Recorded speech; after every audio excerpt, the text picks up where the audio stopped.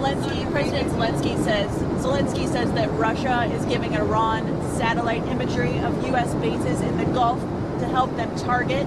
What can you do about that? Well, we'll find out if that's true. I'll ask Putin about it. We'll find out. Hasn't had much impact because we've knocked the hell out of it, what do you think? If that's the case, look, you know, they gave Venezuela a lot of equipment. Venezuela had all Russian equipment. How did that work out? Not too good. So they may be giving, but if they are, it hasn't worked out because they have no army, they have no air force, they have no navy, they have no nothing. So it hasn't worked out well. I don't think they've been doing it. Certainly not at a high level. And if they have, it has been very unimpactful. There's some reports that the United States has taken in $13 billion from Venezuela. Where is that money going? $13 billion from Venezuela? I think even more than that. No, Venezuela, we paid for that war many times over. And that'll happen with Iran also. We paid for the war many times over. But where is that money going? Which, by the way, no other president can say that for a long time.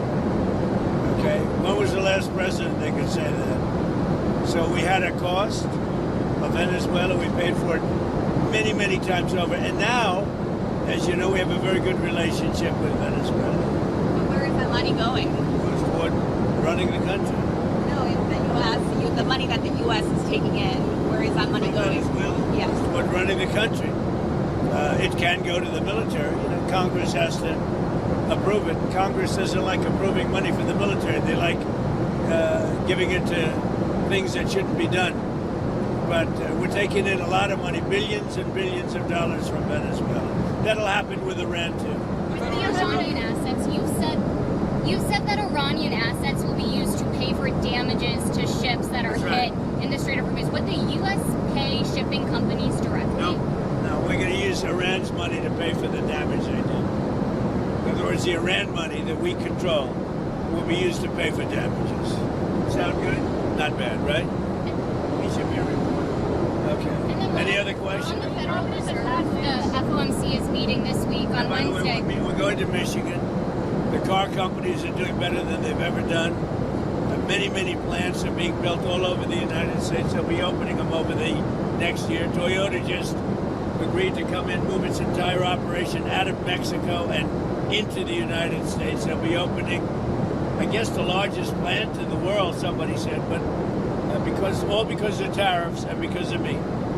All because of Trump. So, it's been pretty amazing, actually. The Federal Reserve is meeting this week. They've not hit the inflation target set. They've not hit the 2%. There are some bets. They had a very good inflation report the other day. Are you worried that they might? Costs are going down rapidly. Don't forget, I inherited these. I haven't been here very long. I inherited the worst inflation in history from Biden. But costs are going down rapidly. And as soon as the war is over, you're going to see a big drop. Are you worried that the Fed's going to hike rates to counter inflation? Well, I have a board, and Kevin's fantastic, but he's got a board, and the board members are very political, I would say. So we fight our way through the race because we're doing so well. But no, he's got a board. He wants to do the right thing. I know what he wants to do, but you need the consent of some people that have perhaps bad intentions. Rates should be lowered. This country could be at 8%, 9%, 10%, 12% GDP. That's what it should be. We have other countries that are paying less interest rates, and if it wasn't for us, they wouldn't even exist. It's ridiculous. And they call them elite.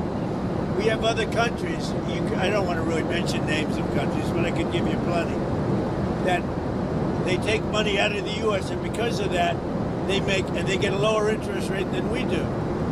And it shouldn't be that way. We should have the lowest interest rate in the world.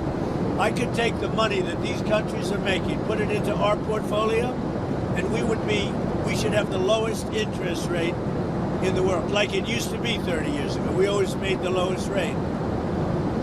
If you like this video, then like, share and subscribe to Mirror Now.